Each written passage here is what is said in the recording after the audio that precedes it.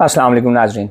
नाजरीन, आज हम मुस्लिम लीग नून के एक ऐसे सियासी कारकुन के साथ मौजूद हैं जिनको हर वो शख्स जिसको सियासत के साथ थोड़ा बहुत शगफ है वो ज़रूर जानता है। इन्होंने अपनी मेहनत और लगन के साथ ना सिर्फ हल्का 5 आज़ाद कश्मीर में बल्कि ओवरसीज़ भी अपनी अच्छी खासी पहचान बना रखी है। मैं कुछ ज़्यादा वक्त ज़ाया किए बगैर सीधा इनके पास चलता हूँ और इंशाल्लाह इनसे आज पूछते हैं कि हल्का 5 की सियासत के बारे में इनका वर्जन क्या है, और हल्का 5 के असल मसाइल हैं क्या, और इन मसाइल को कैसे हल किया जा सकता है, और हल्का 5 आज़ाद कश्मीर से मुस्लिम लीग नून हमेशा क्यों हार जाती है। अस्सलाम वालेकुम जी शफीक साहब। वालेकुम सलाम शमीर साहब। जनाब कैसे मजाज हैं? जी अल्लाह का शुक्र है। First of all thank you very much.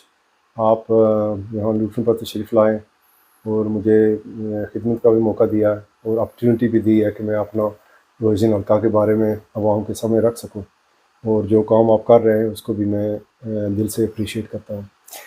Thank you जी शफीक साहब। मैं सीधा सवालात पर आता हूँ। आपने कोशिश करनी है कि सवालात का जवाबात जो हों वो मुख्तसर हों और टू द पॉइंट हों, ताकि हम कम से कम वक्त में ज़्यादा से ज़्यादा मालूमात आपने देखने और सुनने वालों तक पहुँचा सकें। तो फॉर्मल क्वेश्चन आपसे पहला ये है कि आपको पलालवी क्यों कहते हैं? फिलहाल इसलिए कहते हैं कि जो मेरा गांव है, जिस इलाके से मेरा तल्लक है, काला डब से, वहाँ पर पलाल कलां, पलाल रजगान और पलाल खुद। और ये मेरे दोस्त हैं ज़ुबैर कियानी साहब, जब मैं नया सियासत में आया तो उन्होंने मुझे शफीक पलालवी पुकारना शुरू किया, और उसके बाद ये एक ऐसी आवाज़ चल गई, वो चलती रही। हर बंदा शफीक जी पलालवी कहना जी शुरू हो जी। गया और आप इसको पसंद करते हैं इस नाम को, क्योंकि आपको पलालवी कहे? ज़ाहिर बात है, पलाल राजगान में मेरी पैदाश हुई है ठीक है। और उस इलाके से मेरा प्यार है, और अगर कोई मुझे पलालवी कहता है तो मेरे लिए फ़ख्र की बात है। आजकल आपकी सियासी वाबस्तगी मुस्लिम लीग नून के किस ग्रुप या लीडर के साथ है? मेरी वाबस्तगी हमेशा जमात के साथ रही है, और हमारी जमात के कायद हैं मियाँ मोहम्मद नवाज शरीफ, और उसके बाद इस वक्त के सदर हैं आज़ाद कश्मीर के, वो जनाब शाह गुलाम कादर साहब हैं, और जनरल सेक्रेटरी चौधरी तारक फारूक साहब हैं। लेकिन मेरी हमेशा जो लाइकिंग है आज़ाद कश्मीर के अंदर, वो हमेशा राजा फारूक हैदर साहब के साथ रही है, और उसकी बुनियादी वजह यह है कि मेरा तल्लक कालाडब के साथ है, और कालाडब में एक सानिया हुआ था, और उस सानिया के दौरान जो स्पीडी ट्रायल शुरू हुआ था चीफ जस्टिस से रियाज अख्तर साहब से, ठीक है। और राजा फारूक हैदर साहब ने उनको उस दौर में फ़ारिग किया था। और उसके बाद मेरी जो लगन थी, जो मेरी लाइकिंग थी, वो हमेशा राजा फारूक हैदर साहब के साथ रही। लेकिन चुड़ोई में किस लीडर के साथ, किस ग्रुप के साथ? चुड़ोई में मेरा कोई ग्रुप नहीं है, ना पहले था, ना है और ना आइंदा होगा। ठीक है। मैं हमेशा टिकट के साथ चला हूँ। जब टिकट राजा इकबाल साहब के पास था तब मैं टिकट के साथ था और उनकी भरपूर सपोर्ट की है, और आज भी टिकट राजा रियासत साहब के पास है और उनके साथ भी मुखलिस होकर उनकी सपोर्ट कर रहा हूँ। आपके बारे में कहा जाता है कि आप अपॉर्चुनिस्ट हैं। आप अपॉर्चुनिस्ट हैं और आप अपनी सियासी वफादारियां बदलते रहते हैं। 2006 में आप मेजर साहब के साथ थे, 2007 में, 2011 में, 16 में अफसर माल साहब के साथ थे, 2021 में आप राजा रियासत के साथ आ गए। आपके बारे में ये तासुर क्यों है? 2006 में मैं सियासत में नहीं था। ठीक है। मेरे वालिद साहब उससे पहले उनकी एफिलिएशन वो हमेशा मेजर साहब के साथ रही है। ठीक है। और हम पैदाशी तौर पर तो मुस्लिम कॉन्फ्रेंस थे। ठीक है। ठीक है, तो हमेशा मुस्लिम कॉन्फ्रेंस की सपोर्ट की है। हमारी जो फैमिली है वो ज़्यादा ओवरसीज़ में है, इसलिए वहाँ पर इतने लोग नहीं थे, लेकिन फिर भी जहाँ तक हमसे हो सका मेजर साहब की हमने सपोर्ट की। ठीक है, लेकिन जब पाकिस्तान मुस्लिम लीग नून बनी 2010-2011 में, उस वक़्त हमने राजा इकबाल साहब का साथ दिया, टिकट राजा इकबाल साहब के साथ था, और हल्का की आवाम, ओवरसीज़ की आवाम ये सब जानते हैं कि किस हद तक मैंने राजा इकबाल साहब की सपोर्ट की। ठीक है, और वफादारी तो मैंने कभी तब्दील ही नहीं की, हमेशा जमात के साथ और टिकट के साथ। जब तक मैं राजा इकबाल साहब के साथ था राजा रियासत साहब को ये गिला था कि मैं उनकी सपोर्ट क्यों नहीं कर रहा। मेजर साहब, अल्लाह ताला उनको जन्नत नसीब करे, मेजर साहब के साथ हमदर्दी, प्यार और खुलूस हमेशा रहा, लेकिन इख्तलाफ इस बात से हुआ था कि मेजर साहब ने टिकट क्यों छोड़ा। ठीक हो गया, चलिए इस पे हम बाद में आते हैं। आपके बारे में अगर ये परसेप्शन गलत है तो बहुत सारे लोग जिन्होंने आपकी सियासत के आगाज़ में आपका साथ दिया वो अब आपके साथ नहीं है, वजह क्या है? वो तो मेरे हिसाब से तो कोई ऐसे लोग मसलन जैसे वो है एक बंदा इमरान नवाबी है, अदनान कादरी, राजा गुलिस्तान साहब, वो आपके साथ नहीं है आजकल, वो आपको सपोर्ट नहीं करते। राजा गुलिस्तान तो आज भी मेरे साथ है, ठीक है, उसमें कोई ऐसी बात नहीं है। अदनान कादरी जब ये रीसेंट इलेक्शन हुआ उसमें उनकी एक अपनी मजबूरी थी, वही कलडब केस के हवाले से, और उन्होंने किसी और पार्टी को सपोर्ट किया। ठीक हो गया। उन्होंने मुझसे पूछा था, ठीक है, क्या हमें इजाज़त है, तो मैंने कहा कि अगर आपका ये पर्सनल मामला है, अगर आप करना चाहते हैं तो आपकी मर्ज़ी है। राजा इकबाल साहब से इख्तलाफ की वजह क्या बनी? क्योंकि आपने बड़ी मेहनत की उनके लिए, ये मुझे भी पता है, मैं उस वक्त शायद ऑन ग्राउंड नहीं था, लेकिन आपने उनके लिए बड़ी मेहनत की, दिन रात उनके लिए काम किया। राजा इकबाल साहब की मैंने हमेशा इज़्ज़त की है, वो हमारे बुज़ुर्ग हैं, ठीक है, चाहे वो मैं सियासत में हूँ या ना हूँ, ठीक है, हमेशा उनकी इज़्ज़त बरकरार रहेगी। इख्तलाफ उनकी पॉलिसी की वजह से है। मैंने हमेशा कारकुनान की बात की है, हमेशा कारकुनान के तफ़्ज़ की बात की है, और जिस तरीके से फ़ंड्स वगैरह तकसीम हुए, जिस तरीके से तकर्रियाँ हुई, जिस तरीके से नौकरियाँ वगैरह हुई, उससे मुझे इख्तलाफ था, और वो मैं उस इख्तलाफ को उनको आगाह भी किया था, और जब उसकी रेक्टिफिकेशन नहीं हो सकी उसके बाद मैंने उनका साथ। अच्छा, इलेक्शन से बहुत पहले आपने मेरे ख्याल में, मेरी मालूमात के मुताबिक, अगर मैं गलत हूँ तो आप करेक्ट कीजिएगा, आपने इकबाल साहब को छोड़ दिया था, आप राजा रियासत साहब की तरफ चले गए थे। उस वक्त तक टिकट किसी को नहीं मिला था। इलेक्शन से पहले आप राजा रियासत को सपोर्ट करना शुरू हो गए थे। क्या फिर मैं वही बात दोहराऊंगा, क्या आप अपॉर्चुनिस्ट हैं या वाकई कोई वजह थी? नहीं, बिल्कुल अपॉर्चुनिस्ट नहीं हूँ, क्योंकि हजार बात है कि मैंने देखा कि राजा इकबाल साहब बुरी तरह फेल हो चुके हैं, हल्के के अंदर उनकी मुकबलियत है जो ख़त्म हो चुकी है, और आइंदा हमको कोई ऐसा उम्मीदवार चाहिए जो हल्के की बेहतरी के लिए काम कर सके। और राजा रियासत साहब फील्ड में थे, और उस वक़्त उनसे बेहतर कोई कैंडिडेट नहीं था, और मैंने जो भी उनकी सपोर्ट किया वो खुलकर किया। राजा इकबाल साहब को कह दिया था कि मैं आपकी सपोर्ट नहीं कर सकता, क्योंकि जो आपकी पॉलिसीज़ हैं वो नहीं ठीक, जिनको वो रेक्टिफाई नहीं कर सके। शायद अगर वो रेक्टिफाई कर लेते तो मैं राजा इकबाल साहब के साथ खड़ा रहता। इसमें कोई अपॉर्चुनिटी नहीं है कि मैंने तो कोई पर्सनल गेन नहीं किया, चाहे मैं राजा इकबाल साहब के साथ रहा हूँ, चाहे मैं राजा रियासत साहब के साथ रहा हूँ, मैंने तो कोई पर्सनल कोई फ़ायदा नहीं लिया। कहा जाता है कि 2016 के इलेक्शन से कुछ अर्सा कबल या फ़ौरन बाद आपने कुछ 70-80 लाख की स्कीमें मांग ली राजा इकबाल साहब से, जिसको उन्होंने बेसिकली इनकार कर दिया और आप नाराज़ हो गए उनसे। नहीं, बिल्कुल ऐसी बात नहीं है। जब मैं वहाँ से आया तो मैंने राजा इकबाल साहब को एक लिस्ट दी।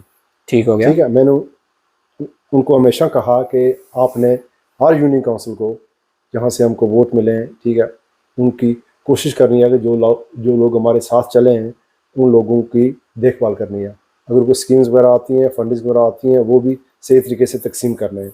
मैंने उनको एक लिस्ट दी जिसमें 3-4 लोकल रोड्स थी, ठीक है, जो तकरीबन 1000 फुट की हुई होंगी, 3-4 ट्रांसफार्मर थे जो हमारे इलाके के लिए चाहिए थे, और उनको मैंने ये कहा कि ये जो तकर्रियाँ हैं, अगर हमारे इलाके की कोई तकर्री है, ठीक है, यानी कि वैकेंसी है अगर किसी स्कूल में, किसी और जगह, वो हमारे इलाके को मिलनी चाहिए। उससे अलावा एक मेन रोड थी, ठीक है, जो मैंने उनसे कहा कि अगर हो सका तो। कौन सी मेन रोड थी? वो कालाडब से गंदागला, ठीक है, तकरीबन 3 किलोमीटर की रोड थी, ठीक है, ये मैंने उनसे कहा था। ये तो रोड्स हैं जो ये डिस्ट्रिक्ट लेवल पर हो रही थी, लेकिन आपकी बात बिल्कुल जायज़ है कि अगर इनको आप 3 किलोमीटर की रोड छोड़कर अगर आप इस चीज़ को मिला लेते हैं कि 70-80 लाख की हैं, लेकिन अगर आपको बकौल राजा इकबाल के कितने अरब आपको फंडिंग मिली है, तो 70-80 लाख कोई ज़्यादा नहीं मिलता एक यूनियन काउंसिल के लिए। उनमें से मेरी ज़ाती एक रोड भी नहीं थी, ना कोई मेरा ज़ाती कोई काम था। ठीक हो गया। 2016 में जब मुस्लिम लीग नून की आज़ाद कश्मीर में हुकूमत बनी तो आप मशीर बराए ओवरसीज़ कश्मीरीज़ के बड़े मजबूत उम्मीदवार थे। आपके राजा फारूक हैदर साहब के साथ बड़े अच्छे मरासम भी थे, लेकिन आप 5 साल मशीरी का इंतज़ार करते रहे, मिली क्यों नहीं? ये देखें, राजा फारूक हैदर साहब दौरे हुकूमत का एक बहुत बड़ा फेलियर था कि उन्होंने अपने लोगों को एडजस्ट नहीं किया। ठीक है, ठीक। यहाँ पर ओवरसीज़ में मेरे अलावा बहुत सारे हमारे ऐसे साथी हैं जिनकी एडजस्टमेंट होनी चाहिए थी। ठीक है, पूरे ओवरसीज़ में राजा फारूक हैदर साहब ने एक ओवरसीज़ कमीशन तश्कील दी। ठीक है, जिस पर उन्होंने हमारे भाई दोस्त ज़ुबैर इकबाल कियानी साहब को कमिश्नर बनाया। ठीक है, उसके बाद राजा फारूक हैदर साहब की ये राय थी कि इसी कमीशन के अंदर बाकी सारे लोग एडजस्ट होंगे। ठीक है, लेकिन जो नहीं हो सके, क्योंकि करते करते उस कमीशन को बनते बनते 2-2.5 साल लग गए। उसके बाद उसको फाल करने में 1-2 साल लग गए। राजा ज़ुबैर इकबाल कियानी साहब को भी इतनी अपॉर्चुनिटीज़ नहीं मिली कि वो उस कमीशन को आगे बढ़ा सकें या कोई और मज़ीद आदमी एडजस्ट हो सके। फारूक हैदर साहब का कोई भी साथी एडजस्ट नहीं हो सका। ठीक हो गया। अच्छा, ये बताइएगा, कुछ अर्सा पहले आपने फेसबुक पर एक आज की बात के नाम से सिलसिला शुरू किया, मैं भी पढ़ता था उसको। उसकी एक पोस्ट मेरी नज़रों से गुजरी। आप उसमें कहते हैं कि मुझे अपने माजी का दुख नहीं, दुख सिर्फ इस बात का है कि बहुत सारा वक्त बहुत सारे गलत लोगों में ज़ाया हुआ। ये गलत लोग कौन से थे या हैं? देखिए, मैंने सियासत के अंदर अगर सबसे ज़्यादा वक्त दिया है तो वो राजा इकबाल साहब को दिया है। ठीक है। ठीक है, और यहाँ पर मैं देखें कि मैं ब्रादरिज्म नहीं करता। ठीक है, लेकिन कई बार जो मैं बातें करता हूँ वो बातें सच्ची होती हैं और कुछ बातें ऐसी होती हैं कि जो लोगों को पसंद नहीं होती। ठीक है, मैं राजपूत हूँ, मुझे फ़ख्र है इस बात पर मैं राजपूत हूँ। दूसरे नंबर पर मैं नारमा हूँ। ठीक है, इस बात पर भी मुझे फ़ख्र है कि मैं नारमा हूँ। ठीक है।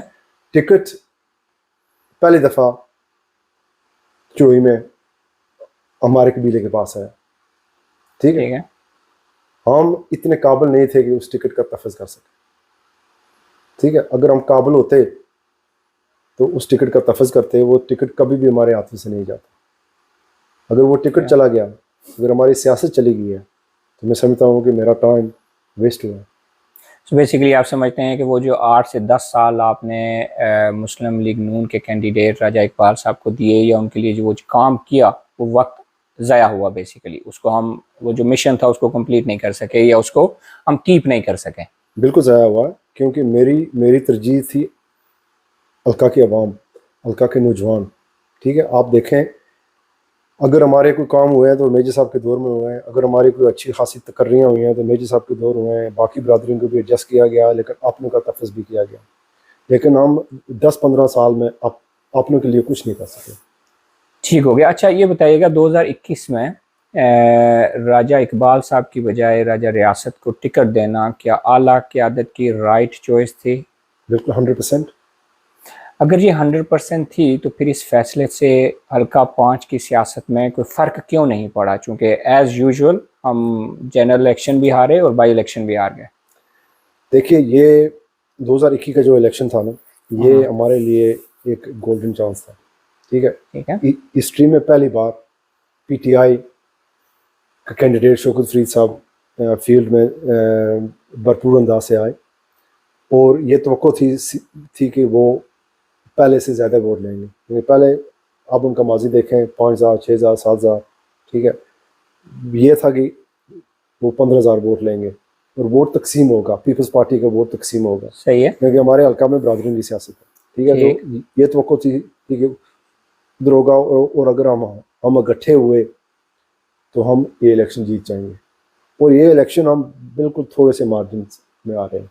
इसमें हमारी अपनी कमज़ोरी है, हमारी अपनी बरादरी की कमज़ोरी है कि हम ठीक ना क़यादत को इसके बारे में कुछ कह सकते हैं, ना किसी और। अच्छा, वैसे तो हम इल्ज़ाम किसी को भी दे सकते हैं, लेकिन मेरी मालूमात के मुताबिक राजा रियासत साहब के इलेक्शन हारने की वजह उनकी वो तकरीर थी जो उन्होंने अपने टिकट मिलने के बाद इस्तकबालिया के जलसे में की, जिसमें उन्होंने चड़ोई के लोगों और बिलखुसूस राजा मोहम्मद यासीन के ख़िलाफ़ सख्त ज़बान मतलब इस्तेमाल की। क्या आप इस बात से इत्तेफाक करते हैं?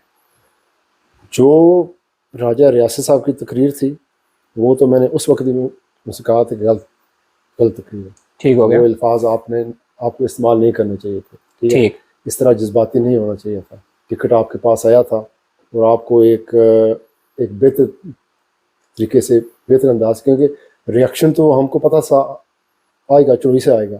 ज़ाहिर बात है, राजा इकबाल साहब से टिकट गया है, ठीक है, राजा रियासत साहब के पास गया है, पहले भी हमारे यहाँ बहुत ज़्यादा ख़राबी थी, एक्सेप्शंस की, यानी कि एक दूसरे को एक्सेप्ट नहीं कर रहे थे, और मज़ीद ये होना था। तो शायद वो अगर वो तकरीर उस अंदाज से ना करते तो हमको इतनी ज़्यादा मेहनत ना करनी पड़ती, क्योंकि हम तकरीबन एक हफ़्ता या 10 दिन इस मामले में पड़े रहेंगे। उस तकरीर की वजह से जो लोग नाराज़ हुए हैं उनको राज़ी कराएं, और बाकी जिन भाई साहब का आपने नाम लिया है वो फैक्टर में तस्लीम नहीं करता। ठीक है, आप मतलब समझते हैं कि वो उनकी वजह से बेसिकली कोई ख़ास फ़र्क नहीं पड़ा।